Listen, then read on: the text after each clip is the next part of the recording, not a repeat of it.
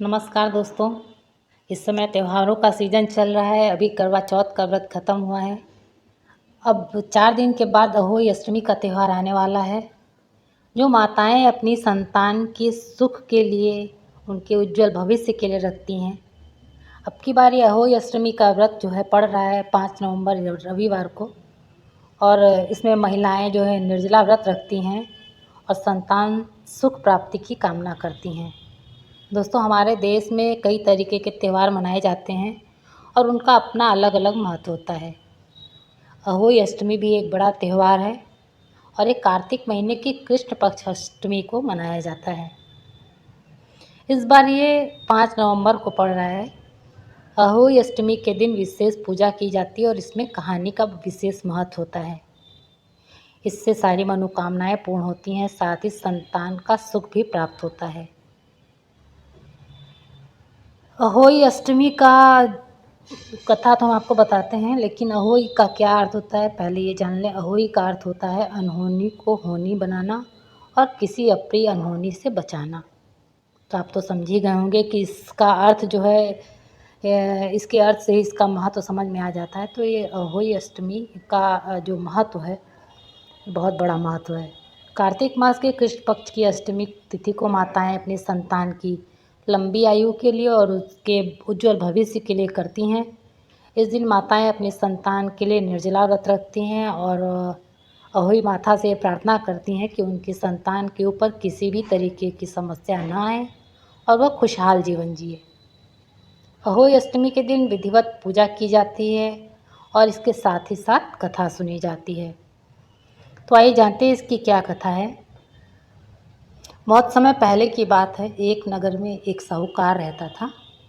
उसके 7 बेटे और 7 बहुएं थीं और एक बेटी थी।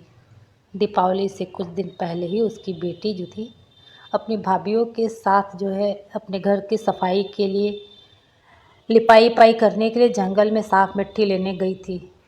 जंगल में मिट्टी निकालते समय खुरपी से एक स्याहू का बच्चा मर जाता है। इस घटना से दुखी होकर स्याहू की माता ने साहूकार की बेटी को कभी भी मां न बनने का श्राप दे दिया। उस श्राप के प्रभाव से साहूकार की बेटी का जो कोख थी वो मां नहीं बन सकती थी, तो कोख बन गई।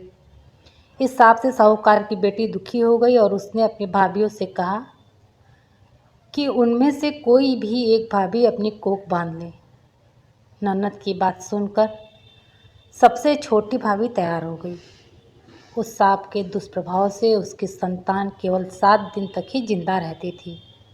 जब भी वह कोई बच्चे को जन्म देती, वह 7 दिन में ही मृत्यु को प्राप्त हो जाता था। वह बहुत परेशान हो गई और एक दिन वह एक पंडित से मिली और उससे इसका उपाय पूछा ताकि उसकी संतान दीर्घायु हो। जब पंडित ने उन्हें सलाह दी कि एक सुरही गाय की सेवा करे। पंडित की सलाह मानकर उसने सुरही गाय की सेवा शुरू कर दी।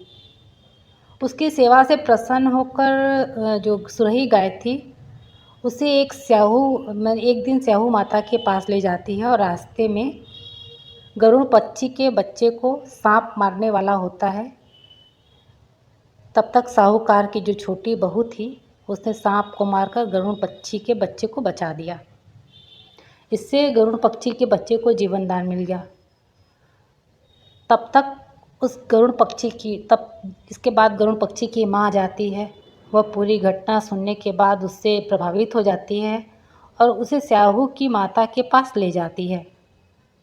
स्याहू की माता जब साहूकार की छोटी बहू की परोपकार और सेवा भाव की बातें सुनती है तो प्रसन्न होती है। फिर उसे 7 संतान की माता होने का आशीर्वाद देती है। आशीर्वाद के प्रभाव से साहूकार की छोटी बहू को 7 बेटे होते हैं। उससे उसकी 7 बहुएं होती हैं। उसका परिवार बड़ा और भरा पूरा होता है। वह सुखी जीवन व्यतीत करती है। जैसे अहोई माता ने साहूकार की छोटी बहू के परिवार को बड़ा किया, उसकी संतान को दीर्घायु किया, उसके परिवार की रक्षा की, वैसे अहोई माता सबकी माताओं की संतान को सुख दें, लंबी आयु दें, उनके सारे कष्ट को हरें, ऐसी कामना करते हैं। अगर आपको ये कहानी अच्छी लगी तो प्लीज़ लाइक कमेंट शेयर कीजिएगा और जिन्होंने अभी तक पहली बार जो वीडियो देख रहे हैं वो सब्सक्राइब भी करें। धन्यवाद। नमस्कार।